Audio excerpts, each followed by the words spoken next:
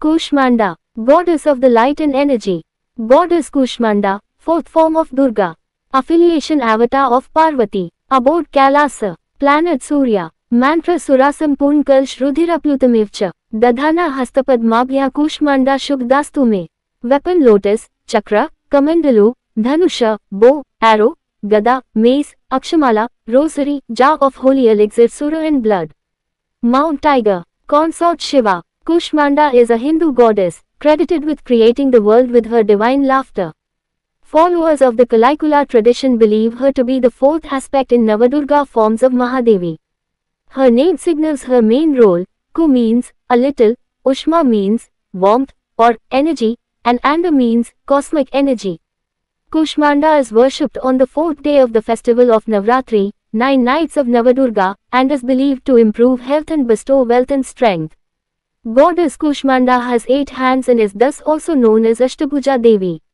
It is believed that all the power to bestow siddhis and niddhis are located in her Jap Mala. It is stated that she created the whole universe, which is called Brahmana in Sanskrit, by just flashing little bit of her smile. She also likes barley of white pumpkin known as Kushmanda due to her association with Brahmana and Kushmanda. She is popularly known as Goddess Kushmanda. Her abode is in Anhata Chakra. Kushmanda is depicted with 8 to 10 hands holding a trident, discus, sword, hook, mace, bow, arrow and 2 jars of amrut, elixir, and blood. Her one hand is always on Abhayamudra from which she blesses all her devotees. She rides on a tiger. The sun gives life to the world and Goddess Kushmanda herself is the power of the sun and is the source of all energy when she resides within the core of the sun god. It was to create a balance in the universe and provide life to all living beings from the sun rays. Her power gives the sun its capability to give life to everyone, as she herself is Shakti. Once after the defeat of Jatukasura, 2 asuras named Mali and Sumali son of great asura warrior Sukesh were performing a great tapas to impress and seek blessings from Lord Shiva. The tapas they were performing was so intense that their body started glowing with the positive icons emitting from their bodies. Suryadev started getting anxious and curious about the increasing glow on the earth. Suryadev once decided to go and look at the glowing bodies on earth. As per the nature's law, the celestial bodies cannot leave their place unless and until they change their nature. Suryadev was so curious that he left his place from the solar system and went to see the glowing bodies on earth. This damaged the entire universe. Neglecting everything, Suryadev went more closer towards both the brothers. Mesmerized in their meditation, both the brothers were unaware that the sun is getting closer to them. As the sun got near, both the brothers burned into ashes. Shiva got to know this and got angry with Suryadev. He threw his Trishul towards Suryadev, incapacitating him. As a result, the entire world and solar system went into darkness. The darkness was so frightening that anyone could see the universe with naked eye. Also, it caused the loss of gravity and the celestial bodies faced imbalance. Rishi Kashyapa, father of gods, broke down after seeing Suryadev lying unconscious.